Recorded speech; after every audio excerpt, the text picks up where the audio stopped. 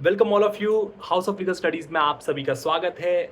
हम एक नई वीडियो के साथ आ गए हैं, आपकी एक नई वैकेंसी, जो कि अगर आप एलएलबी डिग्री पास आउट हैं, आपके पास 2 साल का एक्सपीरियंस है, तो आप इस पोस्ट के लिए एलिजिबल कर सकते हैं। और वो वैकेंसी है असिस्टेंट डिस्ट्रिक्ट अटॉर्नी की। एडीए की वैकेंसी नोटिफाई हो गई है यूपीएससी के द्वारा।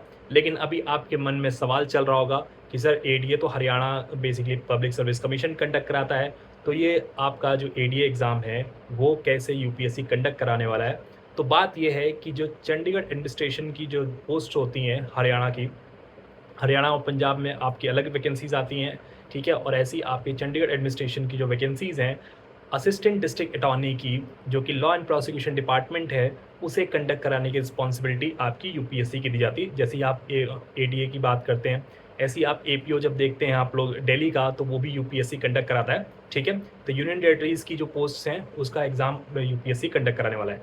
तो याद रखना, यहाँ पे वैकेंसीज़ में आप कंफ्यूज मत होना। आपको लग रहा होगा कि सर डायरेक्ट इंटरव्यू कॉल आएगी, ठीक है, तो ऐसा नहीं होता है। आपका एग्ज़ाम कंडक्ट कराया जाता है, याद रखिएगा। प्री एग्ज़ाम होता है, उसके बाद ही इंटरव्यू होता है, क्योंकि ऐसा लिखा जाता है कि अगर कम कैंडिडेट्स हुए तो इंटरव्यू कॉल डायरेक्टली आ जाएगा शॉर्टलिस्ट कैंडिडेट्स को, लेकिन ऐसा होता नहीं। बहुत बच्चे एप्लीकेशंस भरते हैं। अब सीट्स की बात करते हैं डायरेक्टली हम लोग, तो टोटल 9 वैकेंसीज नोटिफाई हुई हैं, ठीक है। और एक प्लस पॉइंट आप लोगों को इस वैकेंसी का मिलने वाला है कि आपकी लाइफ टाइम पोस्टिंग जो है वो चंडीगढ़ होने वाली है, ठीक है। तो कहीं और आपको भागना नहीं पड़ेगा, चंडीगढ़ में ही आपकी पूरी लाइफ टाइम पोस्टिंग रहने वाली है। ये बहुत बड़ा एडवांटेज आपको यहाँ पे देखने को मिल जाएगा। तो सीट्स की बात करें तो अनरिजर्व कैटेगरी के लिए 7 सीट नोटिफाई की गई हैं, ईडब्ल्यूएस के लिए 1 सीट नोटिफाई की गई है, ओबीसी कैंडिडेट्स के लिए 1 सीट है, और फिजिकली हैंडीकैप पर्सन्स के लिए एक आपको देखने को मिलेगी सीट, ठीक है। तो टोटल आप लोगों के लिए 9 वैकेंसीज हैं।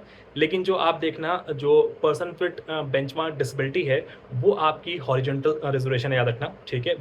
तो आपकी टोटल 7 वैकेंसीज अनरिजर्व कैटेगरी के लिए, एक आपकी ईडब्ल्यूएस के लिए और एक ओबीसी कैटेगरी के लिए नोटिफाई किया गया है, ठीक है। जो कैंडिडेट एससी और एसटी कैंडिडेट्स हैं, उनको जनरल में compete करना पड़ेगा, ठीक है। तो ये तो आपका सीट्स का वेरिफिकेशन हो गया। अब हम आगे बाकी डिटेल की बात करते हैं कि पे स्केल क्या होने वाला है। तो पे स्केल जो आपका एडीए का चंडीगढ़ होने वाला है, उसमें 7th पे कमीशन के हिसाब से जो आपको लेवल मिलेगा वो लेवल 7 है, ठीक है। तो 7th पे कमीशन का 7th लेवल आपको मिलेगा, जिसमें अप्रॉक्स अगर आप सैलरी की बात करें, स्टार्टिंग सैलरी, तो वो 89,000 90,000 आप लोगों को इन हैंड मिलने वाली है, ठीक है। तो ऑलमोस्ट 90,000 के आसपास की सैलरी आप लोग, है ना, स्टार्टिंग से अर्न करने वाले। सबसे अच्छा मौका है आप लोगों के पास, याद रखना।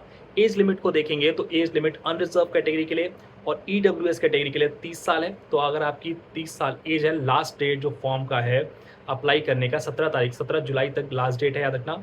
तो 17 जुलाई तक अगर आपका 30 साल से कम एज है तो ऑब्वियस बात है आप अपीयर हो सकते हैं और अप्लाई कर सकते हैं। साथ में 33 साल ओबीसी कैंडिडेट्स के लिए और पर्सन विद बेंचमार्क डिसेबिलिटी के लिए 40 साल का आपको यहाँ पे एज लिमिट रखा गया है। अब इसेंशियल क्वालिफिकेशन की बात करें तो इसेंशियल क्वालिफिकेशन क्या होनी चाहिए, तो याद रखना, आपके पास एलएलबी डिग्री हो या बीएलएलबी आपने किया हुआ है तो बिल्कुल आप लोग एलिजिबल हैं। लेकिन साथ में मैंडेटरी है कि आपके पास आईसीटी का कोर्स भी होना बहुत ज़रूरी है। अब ये आईसीटी का कॉन्सेप्ट क्या है वो समझने की कोशिश करिएगा। जो इंफॉर्मेशन एंड कम्युनिकेशन टेक्नोलॉजी की बात करते हैं कि कंप्यूटर को आप कैसे यूज़ कर पाते हैं, कंप्यूटर के बारे में आप बेसिक एस्पेक्ट्स आपको पता है या नहीं पता है, ठीक है। ऐसा नहीं है कि आपको लैपटॉप पे काम करने के लिए दिया जाए या पीसी पे काम करने के लिए दिया जाए और आप इसके बारे में फैमिलियर ना हो कि सर हमें तो टाइपिंग नहीं आती, टाइपिंग बहुत स्लो है हमारे पास, हम इंटरनेट कनेक्ट नहीं कर सकते, ठीक है, हम डॉक्यूमेंट को कैसे रिप्रेजेंट नहीं कर सकते, पीपीटीज नहीं बना सकते। तो बहुत सारी चीज़ें आपको देखने को मिलेंगी। तो जो बेसिक्स कंप्यूटर्स की नॉलेज होती है, वो आपकी जो आईसीटी स्किल्स है वो बहुत ज़रूरी है, कंपलसरी है इस पर्टिकुलर एग्ज़ाम को मतलब एलिजिबिलिटी की बात करें, एलिजिबल होने के लिए, याद रखना इस चीज़ को। तो बहुत क्लियरली नोट दिया गया है, ठीक है, कि आईसीटी कोर्स आपका मैंडेटरी है, ठीक है, इस पर्टिकुलर एग्ज़ाम को भरने के लिए। साथ में एक्सपीरियंस की बात करें तो एक्सपीरियंस आपको as a legal qualified practitioner, जो आप एज एन एडवोकेट काम कर रहे हैं, ठीक है, वो आपको 2 साल का एक्सपीरियंस यहाँ पे ज़रूरी है, ठीक है। और चाहे तो यूपीएससी एज के मतलब जो आपका एक्सपीरियंस है उसको भी रिलैक्सेशन दे सकता है, ठीक है। क्लियर सबको? अगर वेल क्वालिफाइड हुए तो आप बात करते हैं, ठीक है। तो ड्यूटीज़ की बात करते हैं तो चंडीगढ़ एडमिनिस्ट्रेशन के बिहाफ पे आपको ड्यूटीज़ जो एडीए के मिलने वाली हैं, उसमें आपको क्या करना है, जो स्टेट्स के केसेस हैं तो जो है वो डिस्ट्रिक्ट कोर्ट में हो या डिस्ट्रिक्ट एंड सेशंस कोर्ट्स में आपको मिलेंगे, या बेसिकली डिस्ट्रिक्ट या कंज्यूमर हम कोर्ट्स की बात करते हैं, ठीक है, चाहे वो डिस्ट्रिक्ट लेवल की हो या आपके स्टेट लेवल की, तो आपको रिप्रेजेंट करना पड़ेगा। जो पोस्ट है वो परमानेंट होने वाला है, याद रखना, कोई भी कॉन्ट्रेक्चुअल जॉब नहीं है, परमानेंट पोस्ट आपको यहाँ पे देखने को मिलेगी। जो बी गस्टेड पोस्ट है, ठीक है, नॉन मिनिस्ट्रियल आपको देखने में गस्टेड पोस्ट आपको ले रहे हैं। जो आपकी जॉब लोकेशन होने वाली है, वो प्रोफाइल होने वाली है, वो है आपकी चंडीगढ़ की, ठीक है। तो ये सारे एस्पेक्ट्स आप कवर कीजिएगा। कोई दिक्कत हो, डाउट हो, आप लोग कमेंट का सेक्शन में ज़रूर कमेंट करके बता दीजिएगा। और आपको यहाँ पे लिखा गया कि डायरेक्ट इंटरव्यू कॉल आने वाली है, ठीक है, ऐसा होने वाला नहीं है, याद रखना, क्योंकि लास्ट वैकेंसीज़ का ये एक्सपीरियंस यही रहा है कि बहुत सारे बच्चे बेसिकली इस पर्टिकुलर एग्ज़ाम में फॉर्म अप्लाई करते हैं। अगर मान लीजिए मैं कह रहा हूँ कि 9 सीट्स हैं और 1500-1800 बच्चों ने अप्लाई कर दिया या 4000 बच्चों ने अप्लाई कर दिया या ज़्यादा बच्चों ने अप्लाई कर दिया, तो उस केस में पॉसिबल नहीं होगा ना कि आप 2000-2500 बच्चों का इंटरव्यू कंडक्ट कराएं, ठीक है। तो इसलिए एक मतलब आप इस स्क्रीनिंग टेस्ट के पर्पज़ से आपका प्री एग्ज़ाम कंडक्ट कराया जाता है, याद रखना, ठीक है। डिटेल में आपको सिलेबस में डिस्कस कर लूँगा आप लोगों के साथ, जिसको आपको टारगेट करना है। एग्ज़ाम जो फॉर्म्स हैं वो ऑलरेडी आपके लाइव हो चुके हैं और आप अप्लाई कर सकते हैं। और साथ में क्लोजिंग डेट जो आपको मिलेगी एग्ज़ाम रिक्रूटमेंट की, वो है आपकी 17 तारीख, ठीक है। 17 जुलाई तक बेसिकली आप लास्ट तक फॉर्म भर सकते हैं, याद रखना।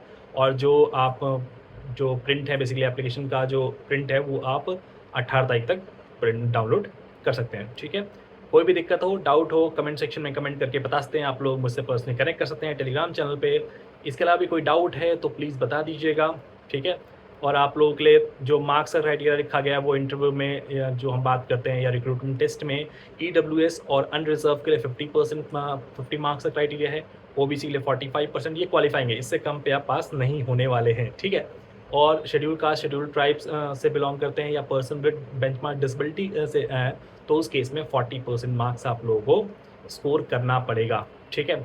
और जो एप्लीकेशन फ़ीस की बात करें तो कोई भी कैंडिडेट अगर schedule caste, schedule tribes, person with benchmark disability या विमेन कैंडिडेट्स हैं, तो उनके लिए कोई भी बेसिकली फ़ीस नहीं है, ठीक है। अगर विमेन कैंडिडेट जनरल में भी हैं, रिजर्व की हैं, तो भी उनको लोग फीस एग्जेम्पशन दिया गया है। और उसके अलावा जो आपको कैंडिडेट्स दिखने वाले हैं, OBC candidates, EWS and unreserve male candidates के लिए जो फीस का प्रोविज़न है वो 25 रुपये है। जी हाँ, 25 रुपीज़ आपको पे करना पड़ेगा एज एन एप्लीकेशन चार्जेस, ठीक है। तो कोई दिक्कत है, डाउट है तो प्लीज़ बताइएगा। यूपीएससी की वेबसाइट्स पे आप जाके फॉर्म अप्लाई कर सकते हैं।